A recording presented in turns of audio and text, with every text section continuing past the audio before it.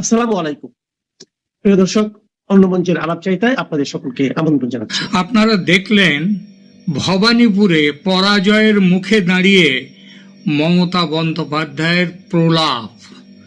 পরাজয়, একেবারে ভয়ঙ্কর পরাজয় অবশ্যম্ভাবী দেখে বিলাপের স্তর পেরিয়ে প্রলাপে পৌঁছে গেছেন মমতা, যে পশ্চিমবঙ্গের ১.৫ দশকের মুখ্যমন্ত্রী, সেটা স্পষ্ট হয়ে উঠেছে এই ছোট্ট ভিডিও ক্লিপটিতে। রাজনীতির ময়দানে জয় এবং পরাজয় একই মুদ্রার এপিঠ ওপিঠ, কিন্তু কিছু মানুষের কাছে ক্ষমতা যখন অভ্যাসে পরিণত হয় তখন পরাজয়কে মেনে নেয়ার মতো মানসিক সুস্থতা অবশিষ্ট থাকে না। ২০১১ সালে পালাবদলের নির্বাচনে বামফ্রন্ট ৬০টির মতো আসন পায়। ৩৪ বছরের রাজপাট ছেড়ে নেমে আসতে হয় বুদ্ধদেব ভট্টাচার্যকে। বুদ্ধদেব ভট্টাচার্য কি পাগল হয়ে গিয়েছিলেন সেদিন? একদমই না। কিন্তু মমতা বন্দ্যোপাধ্যায় একেবারে আক্ষরিক অর্থে পাগল হয়ে গিয়েছেন, আর সেটা এমন স্তরে পৌঁছে গেছেন যে তিনি পাগলের মতো প্রলাপ বকতে শুরু করেছেন। নির্বাচনের ঢের আগে থেকেই আমরা দেখেছিলাম পরাজয়ের আশঙ্কা তাকে প্রায় ভেঙে ফেলেছে মানসিকভাবে। সেই মানসিক ভেঙে পড়ার ছাপ স্পষ্ট হয়ে উঠছিল তার শরীরে। আবল তাবল বকায় তার কুখ্যাতি বহুদিনের, ওই আপাং ঝপাং এসবগুলো অনেক দিনের, তবু তার মধ্যেও একটা চেনা প্যাটার্ন ছিল, মানে যে প্যাটার্নকে বলা হয় যাতে মাতাল তালে ঠিক, সেই প্যাটার্ন। কিন্তু সেই তালটাও কেটে যাচ্ছিল। খিস্তি খেউড় করা, সেটাও তার জনসংযোগের পরিচিত ছক, সেই ছকটিও ভেঙে চুরে যাচ্ছিল। পরিচিত উদ্ধত ভঙ্গি ছিল, চিৎকার ছিল, খেউড় ছিল। নরেন্দ্র মোদী, তারপর অমিত শাহ, যোগী, তাদের বিরুদ্ধে যেসব বাক্যবাণ তিনি ব্যবহার করেছেন সেগুলো তার আগের মতো নেই। কিন্তু যাকে বলে সেই ধার আর সেই ভার তার সেই হুঙ্কারের মধ্যে ছিল না, আক্রমণের মধ্যে ছিল না, কারণ সেই প্রতিজ্ঞাটাই ছিল না। পরিবর্তে তার শরীরী ভাষায় ফুটে উঠেছিল এক গভীর আশঙ্কার ছাপ, যেন তিনি আগেই দেখে ফেলেছেন দেয়ালে কি লেখা আছে। তিনি বুঝে গিয়েছিলেন বাংলার মানুষ এবার তার থেকে মুখ ফিরিয়ে নিয়েছে, আর সেই ম্লান মুখ, সেই গুটিয়ে যাওয়া শরীরী ভাষা মমতা বন্দ্যোপাধ্যায়ের আজ পরাজয়ের পর এক চূড়ান্ত বিচার বুদ্ধিহীনতায় রূপ নিয়েছে। প্রলাপের শুরু, একেবারে শুরুতেই ভিডিওতে তিনি বলেছেন আমাকে লাথি মারা হয়েছে। এই কথাটা ভিডিওর শুরুতেই আমরা শুনতে পাচ্ছি। এটা একটা অদ্ভুত দাবি নয়? একটা রাজ্যের মুখ্যমন্ত্রী যিনি ১.৫ দশক ধরে ক্ষমতায় আছেন, তিনি জনসমক্ষে বলছেন মেরে কো লাথ মারা, অর্থাৎ তাকে লাথি মারা হয়েছে। একজন প্রশাসনিক প্রধানের মুখ থেকে এমন কথা বেরিয়ে আসছে, চিন্তা করা যায় ভারতের আর কোনো মুখ্যমন্ত্রী এই ধরনের কথা বলতে পারেন? এই কথাটা কি আপনারা কেউ ভাবতে পারেন? পরাজয়ের গ্লানি ঢাকতে তিনি এতটাই মরিয়া যে সত্য মিথ্যার পার্থক্যটিকেও ভুলে গিয়েছেন। লাথি কি তার শরীরে লেগেছে, নাকি তার অহংকারে, তার অস্তিত্বে? কে মারল তাকে লাথি? কেন্দ্রীয় বাহিনী, নাকি তার কথায় কান ধরে উঠবোস করায় অভ্যস্ত এই রাজ্যের পুলিশ, যাদের নামের আগে পাকা হয়ে বসেছিল একটি বিশেষণ মমতার চটি চাটা পুলিশ? সেই পুলিশ কি আজ সময় পেয়ে, সুযোগ পেয়ে তাকে লাথি মেরেছে, নাকি তাকে লাথি মেরেছে এই রাজ্যের সাধারণ মানুষ? এই প্রশ্ন আজ বাংলার প্রতিটি কোণায় ধ্বনিত হচ্ছে। ক্ষমতার দম্ভ যখন ধুলোয় মিশে গেছে, তখন সাধারণ মানুষ এইভাবেই তাদের পুঞ্জীভূত রাগ কি প্রকাশ করলো? ভোটের ফলে লাথি মেরেছে, এটা পরিষ্কার। কিন্তু বাংলার মানুষ অন্তত মমতা বন্দ্যোপাধ্যায়ের মতো এতটা নিচে নামেনি যে তাকে সত্যি সত্যি লাথি মারবে। সিসিটিভি ও কাউন্টিং এজেন্ট নিয়ে তিনি তার পরাজয়ের পেছনে এক অজুহাত খাড়া করেছেন। অভিযোগটি চমকপ্রদ। তিনি বলেছেন, সিসিটিভি ফুটেজ সিসিটিভি অফ কর দিয়া এবং তার এজেন্টদের গণনা কেন্দ্রে ঢুকতে দেয়া হয়নি।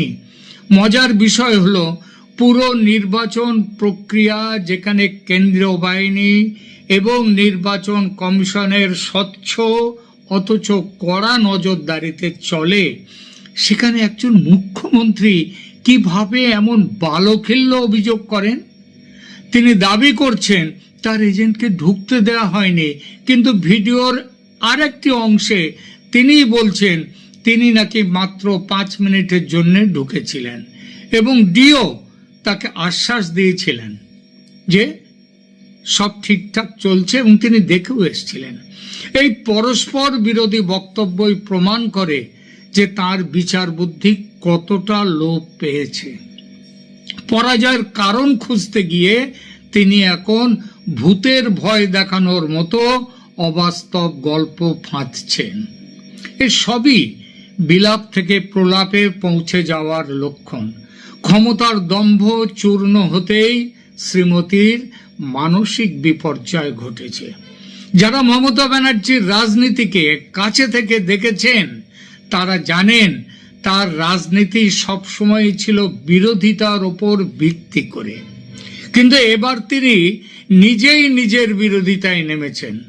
নির্বাচনের আগে তার যে শরীরী ভাষা ছিল ম্লান, পরাজয়ের পর তা হয়েছে উন্মত্ত। বিজেপির জয়কে তিনি বলেছেন ভোট লুট, কিন্তু তিনি ভুলে গেছেন মানুষ যখন ভোট দেয় তখন তা লুট নয়, তা হলো জনাদেশ। এই জনাদেশকে সম্মান করার মতো ন্যূনতম সৌজন্য বোধটুকু তিনি হারিয়ে ফেলেছেন, কারণ তিনি তো লুট করেই এতদিন রাজত্ব করেছেন এই রাজ্যে। একেই কি বলে ক্ষমতার নেশা? মাথা থেকে মুকুট নেমে গেলে কি এভাবেই সাধারণ জ্ঞানটুকু হারিয়ে যায়? এভাবে প্রলাপ বকতে হয়? একজন মুখ্যমন্ত্রী, তখনও তিনি মুখ্যমন্ত্রী কারণ ভোটের ফল ফাইনালি প্রকাশ হয়নি, তিনি যখন রাস্তায় দাঁড়িয়ে বলেন তাকে লাথি মারা হয়েছে বা সিসিটিভি বন্ধ করে দেয়া হয়েছে অথচ কোনো প্রমাণ দিতে পারেন না, তখন তিনি কেবল নিজের নয় বরং গোটা রাজ্যের প্রশাসনিক কাঠামো, গোটা রাজ্যের মানুষকে অবমাননা করেন। আর একটু বলা যায় তিনি রাজ্যবাসীর যেটুকু মান সম্মান অস্মিতা ছিল সেটুকুও ধুলোয় ফেলে দিতে চাইছেন। পরাজয়কে বীরের মতো মেনে নেওয়ার পরিবর্তে তিনি বেছে নিয়েছেন কান্নাকাটি আর ভিত্তিহীন অভিযোগের রাস্তা। আর একেই বলছি বিলাপ থেকে প্রলাপ। তার এই আচরণ দেখে আজ বাংলার সচেতন সমাজ হাসছে। যে নেত্রী নিজেকে বাংলার মেয়ে বলে দাবি করতেন, ভবানীপুরের মেয়ে বলে দাবি করতেন, সেই নেত্রী বাংলা থেকে শেষ হয়ে গেছেন এবং ভবানীপুরে নিজের দুর্গে, নিজের গড়ে, নিজের বাড়িতে যেখানে তার জন্ম, সেখান থেকে তিনি হেরে গেছেন। এই হারের পর তার এই নোংরা অভিযোগ, কদর্য অভিযোগ বাংলার সংস্কৃতির যেটুকু অবশিষ্ট আছে এখনো তাকেও গুঁড়িয়ে দেয়। এটি কেবলই একজন ক্ষমতাচ্যুত শাসকের নিষ্ফল হাস্যকর আর্তনাদ।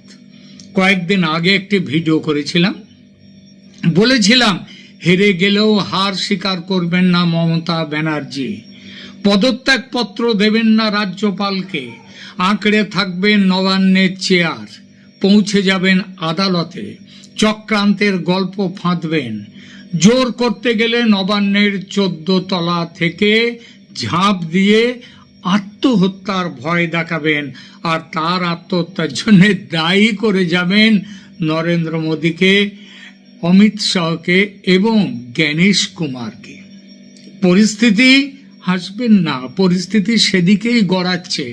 এখনো কিন্তু তিনি পদত্যাগ করেননি এই মুহূর্ত পর্যন্ত, বরং খবর আজকেই আসছে যে সুপ্রিম কোর্টে যাচ্ছেন তিনি নির্বাচনের রায় বাতিল করার দাবি নিয়ে।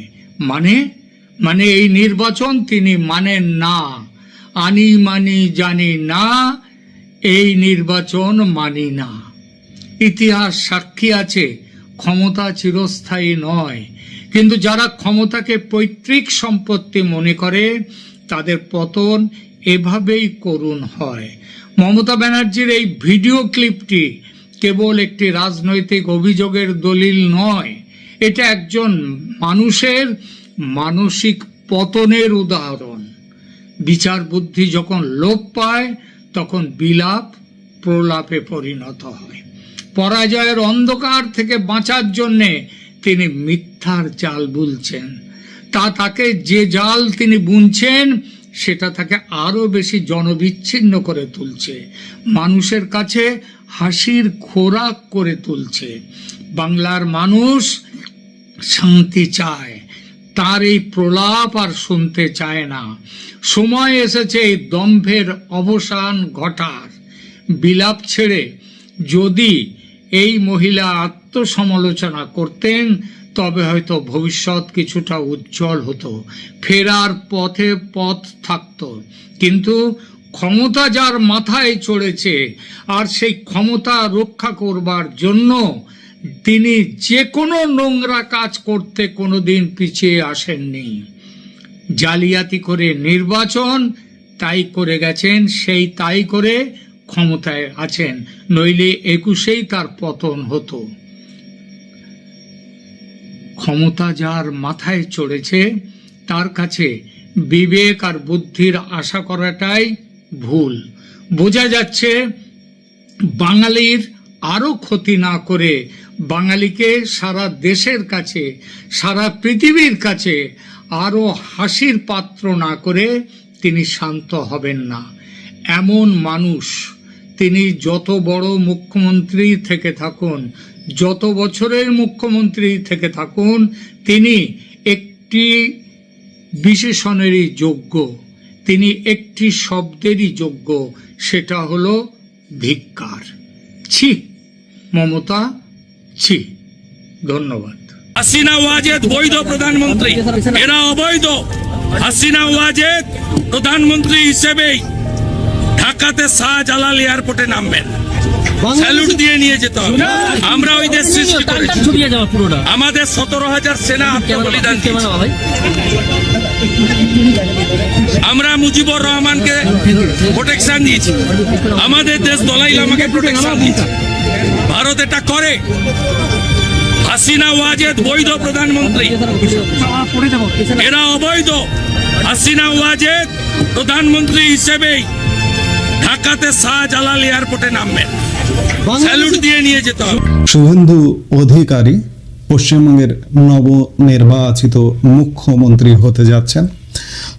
আমরা শুভেন্দুর বক্তব্য শুনলাম যে বাংলাদেশের অকৃত্রিম বন্ধু শুভেন্দু অধিকারী 2024 সালের 5 অগাস্ট পরবর্তী সময়ে তৎকালীন বাংলাদেশের দখলদার সরকারের বিরুদ্ধে এক কড়া প্রতিবাদ জানিয়েছিলেন। এই জন্য আমাদের তার প্রতি কৃতজ্ঞতা।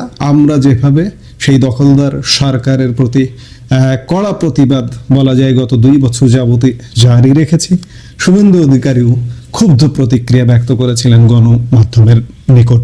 এটি আমাদের আশা জাগায়, আমাদের ভরসা জাগায়, এবং সেই শুভেন্দু অধিকারী আজকে পশ্চিমবঙ্গের মুখ্যমন্ত্রী হতে যাচ্ছেন।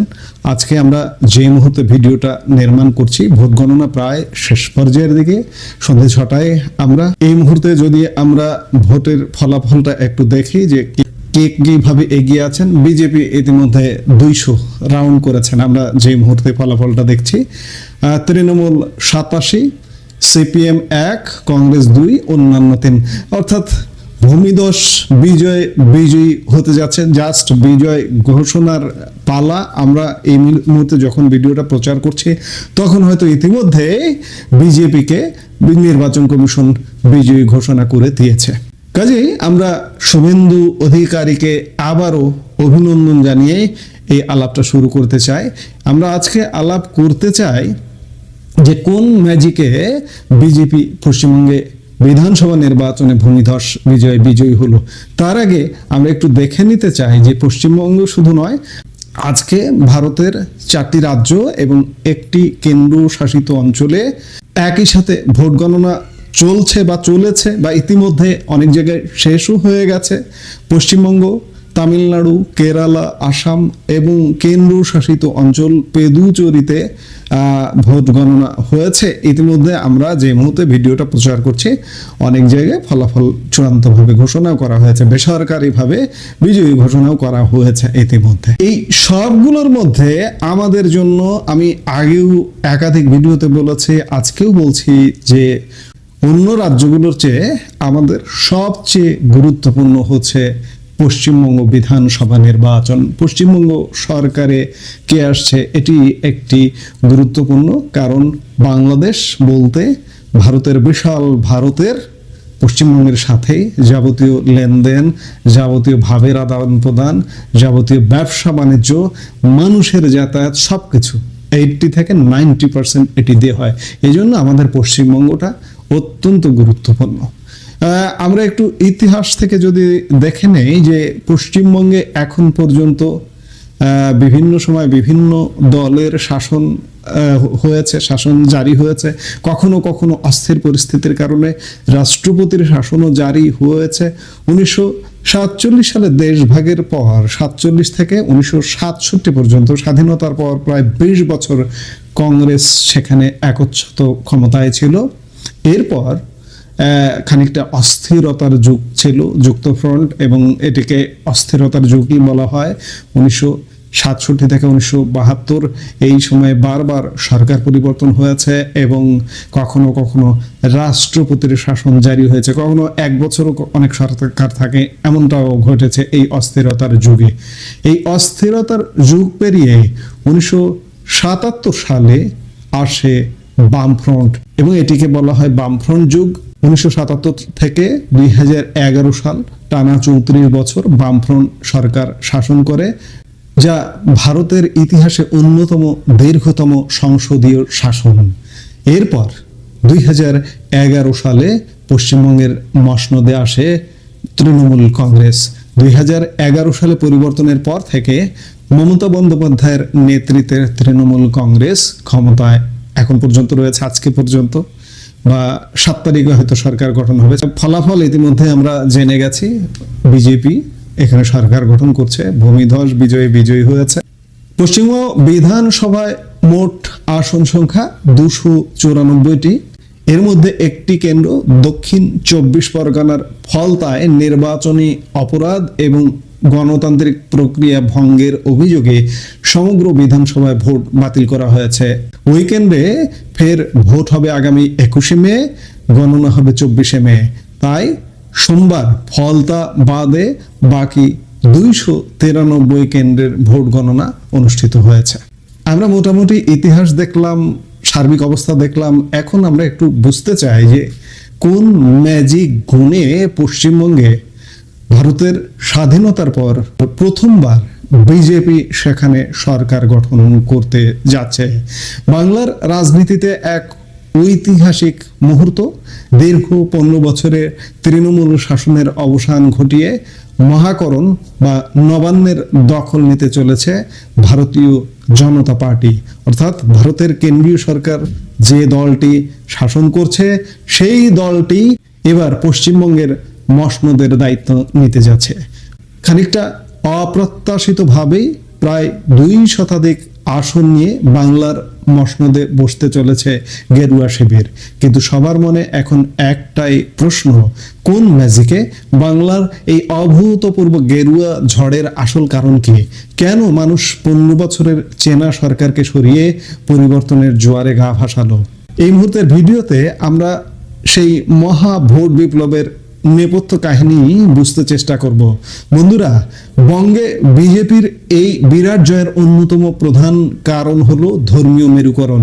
যদি আমরা প্রচারের দিকে তাকাই তবে দেখব শুভেন্দু অধিকারের লাগাতার হিন্দুত্বের প্রচার ভোটারদের মনে গভীর প্রভাব ফেলেছে।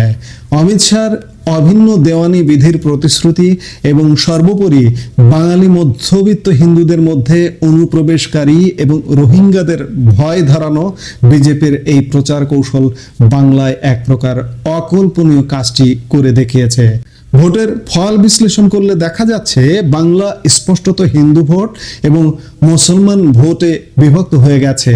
যদিও অনেক কেন্দ্রে মুসলিম ভোট কিছুটা বিভক্ত হয়েছে, কিন্তু সে তুলনায় হিন্দু ভোটাররা অনেক বেশি একজোট হয়ে তৃণমূলের বিরুদ্ধে ভোট দিয়েছেন। অন্তত প্রাথমিক পর্যবেক্ষণে তেমনটাই মনে হচ্ছে। এই মেরুকরণই বিজেপির জয়ের ভিত তৈরি করে দিয়েছে। বিজেপির জয়ের কারণ ব্যাখ্যা করতে গেলে অবশ্যই বলতে হয় প্রতিষ্ঠান বিরোধিতার কথা। রাজ্যে টানা 15 বছর ধরে সরকার চালানোর দরুন তৃণমূল সরকারের বিরুদ্ধে একটা সহজাত ক্ষোভের জায়গা তৈরি হয়েছিল। রাজ্যে কর্মসংস্থানের সমস্যা, বড় শিল্পের অভাব, নিয়োগ দুর্নীতি এবং রাস্তাঘাটের অবনতি, এই সবকটি ইস্যু শাসক শিবিরের বিরুদ্ধে গিয়েছে। তাছাড়া দীর্ঘদিন ক্ষমতায় থাকার দরুন স্থানীয় স্তরের তৃণমূল নেতাদের মধ্যে এক প্রকার দাদাগিরির মনোভাব তৈরি হয়েছিল। বাড়ছিল তোলাবাজি, কাটমানি এবং সিন্ডিকেট রাজের অভিযোগ। সাধারণ মানুষের মনে এই নিয়ে দীর্ঘদিন ধরে ক্ষোভ জমা হচ্ছিল। বিজেপি খুব চতুরভাবে সেই জনক্ষোভকে কাজে লাগাতে নিজেদের উপযুক্ত বিকল্প হিসেবে তুলে ধরেছে। বিজেপির এই জয়ের অন্যতম চাবিকাঠি হলো তাদের আত্মোপলব্ধি। 2021 সালের প্রচারে তারা যে ভুলগুলো করেছিল সেগুলি একটিও এবার করেনি। আগেরবার মমতা বন্দ্যোপাধ্যায়কে ব্যক্তিগত আক্রমণ, দিদি ও দিদি স্লোগান কিংবা ভিন রাজ্যের নেতাদের অতিরিক্ত দাপাদাপি বাঙালি ভোটাররা ভালোভাবে নেয়নি। 2021 পর্যন্ত বিজেপির সভা সমিতিতে কৈলাস বিজয়বর্গীয়র মতো ভিন রাজ্যের নেতাদেরই নিত্যদিন সংবাদ মাধ্যমে মুখ দেখাতে দেখা যেত। তাছাড়া দলের অন্দরে গোষ্ঠী কন্দল এবং কামিনী কাঞ্চনের অভিযোগে গেরুয়া শিবির জর্জরিত ছিল। কিন্তু এবার ভোটের অনেক আগে থেকেই খোদ অমিত শাহ সেসব কঠোরভাবে নিয়ন্ত্রণ করেছেন। এবার কেন্দ্রীয়ভাবে মমতাকে ব্যক্তিগত আক্রমণ না করে তৃণমূলের প্রশাসনিক ব্যর্থতা এবং স্থানীয় ইস্যুকে বেশি গুরুত্ব দেওয়া হয়েছে। এর ফলে মমতা বন্দ্যোপাধ্যায় তার চিরাচরিত বিরোধিতার রাজনীতি করার সুযোগই পাননি। নিরুপায় হয়ে তিনি নির্বাচন কমিশনকে শত্রু হিসেবে বেছে নিলেও সেই কৌশল এবার আর কাজে দেয়নি। 2021 থেকে 2026 এই 5 বছর ধরে গেরুয়া শিবির তাদের ওপর লেপে থাকা বহিরাগত তকমা ঝেড়ে ফেলার এক মরিয়া চেষ্টা চালিয়ে গেছে। সেই উদ্দেশ্যেই শ্রমিক ভট্টাচার্যের মতো বাঙালি ভদ্রলোককে রাজ্য সভাপতি করা হয়েছিল। সাংস্কৃতিক পরিবর্তনের দিকেও নজর দেওয়া হয়েছিল লক্ষণীয়ভাবে। জয় শ্রীরাম স্লোগানের সমান্তরালে নিয়ে আসা হয় জয় মা কালী। প্রধানমন্ত্রী নরেন্দ্র মোদী নিজে ঝালমুড়ি খেয়েছেন, গঙ্গায় হাওয়া খেয়েছেন, বিজেপি প্রার্থীরা মাছ হাতে প্রচারে বেরিয়েছেন, এমনকি কেন্দ্রীয় নেতারাও রাজ্যে এসে মাছ ভাত খেয়েছেন। উদ্দেশ্য ছিল একটাই, বাঙালি ভদ্রলোকদের কাছে নিজেদের গ্রহণযোগ্য করে তোলা। তারা সফল হয়েছেন। মজার বিষয় হলো, এতদিন যারা তৃণমূলের ভাতার রাজনীতির সমালোচনা করত, সেই বিজেপি এবার ভাতার প্রতিশ্রুতিতে তৃণমূলকে ছাপিয়ে গিয়েছে, যা তাদের ভোট ব্যাংক নিশ্চিত করেছে। বিজেপি প্রকাশ্যে স্বীকার করুক বা না করুক, এই জয়ে নির্বাচন কমিশনের ভূমিকা অনস্বীকার্য। এসআইয়ের জেরে যে লক্ষ লক্ষ মানুষের ভোটাধিকার বাতিল হলো এবং ভোটের ঠিক আগে আগে যেভাবে তৃণমূলের ভোট মেশিনারিকে কার্যত বিধ্বস্ত করে দেওয়া হলো, তা আখেরে বিজেপিকেই বাড়তি সুবিধা পাইয়ে দিয়েছে। তৃণমূলের অভিযোগ, প্রথম দফার নির্বাচন থেকে শুরু করে ভোট গণনা পর্যন্ত সর্বস্তরে কমিশন বিজেপিকে সুবিধা পাইয়ে দেওয়ার চেষ্টা করেছে, যদিও বিজেপি এই অভিযোগ উড়িয়ে দিয়ে কমিশনের নিরপেক্ষতাকে ধন্য ধন্য করছে। তবে এই বিতর্ক যে বঙ্গে এই ফলের পেছনে একটি বড় অনুঘটক ছিল তা অস্বীকার করবার উপায় নেই। পরিশেষে বলা যায় এসব বড় বড় ফ্যাক্টরের বাইরে যে বিষয়টি সবচেয়ে কার্যকর হয়েছে তা হলো পরিবর্তনের হাওয়া। গোটা রাজ্যে একটি নীরব পরিবর্তনের চোরা স্রোত তৈরি হয়েছিল। তথাকথিত ফ্লোটিং ভোটার এবং তৃণমূলের স্থানীয় দাপটে অতিষ্ঠ নিম্ন মধ্যবিত্ত ও মধ্যবিত্তরা সেই চোরা স্রোতে গা ভাসিয়েছেন, যার অবধারিত ফল হিসেবে বঙ্গে আজ গেরুয়া শিবিরের এই ঐতিহাসিক জয়। 15 বছরের একচ্ছত্র শাসনের পর বাংলায় আজ নতুন সূর্যের উদয় হলো। এই পরিবর্তন বাংলার সাধারণ মানুষের জীবনে কতটা প্রভাব ফেলবে তা সময়ই বলবে। একই সাথে বলবো যে বাংলাদেশের সাথেও তৃণমূলের সরকার থাকবার কারণে সম্পর্কের ক্ষেত্রে নানা ক্ষেত্রে বিভিন্ন সময় বাধা এসেছে, যেমন আমাদের তিস্তা চুক্তির ক্ষেত্রে। আমরা প্রত্যাশা করব নয়া বিজেপি রাজ্য সরকারের উদারতায় আমাদের গঙ্গা চুক্তি, আমাদের তিস্তা চুক্তি, আমাদের সীমান্ত সমস্যা ইত্যাদি মিটে যাবে। আমরা সবচেয়ে নিকটতম দেশ বাংলাদেশের অধিবাসী বা বাংলাদেশের নাগরিক হিসেবে আমাদের সবচেয়ে নিকটতম, সবচেয়ে আপন, একই ভাষায় আমরা কথা বলি, একই আলো, একই বাতাস, একই নদীর জল আমাদের ভূমিতে আসে। সেই রাজ্যের কাছে আমাদের প্রত্যাশা যে বাংলাদেশের সাথেও একটি যৌক্তিক এবং অত্যন্ত ভালো একটি সম্পর্ক তৈরি হবে। এবং শুভেন্দু অধিকারী শুরুতেই যে কথাটি বলেছিলেন বাংলাদেশের একটি দখলদার সরকারকে নিয়ে, যে এরা বৈধ নয়, শেখ হাসিনা বৈধ, বাংলাদেশেও রাজনীতি একটা ইতিবাচক ধারায় আসবে। আমরা বলছি না যে ভারত বা শুভেন্দু অধিকারী মুখ্যমন্ত্রী হলেই আওয়ামী লীগকে এখানে ক্ষমতায় বসিয়ে দেবে, তা নয়। আওয়ামী লীগের নিজের চেষ্টায়, নিজের যোগ্যতায় ভবিষ্যতে রাজনীতিতে বাংলাদেশে ফিরবে এবং ক্ষমতায় ফিরবে। আমরা সোজা কথায় একটা সুন্দর প্রতিবেশী সুলভ আচরণ প্রত্যাশা করি। এই মুহূর্তের ভিডিও থেকে বিদায় নিতে চাই।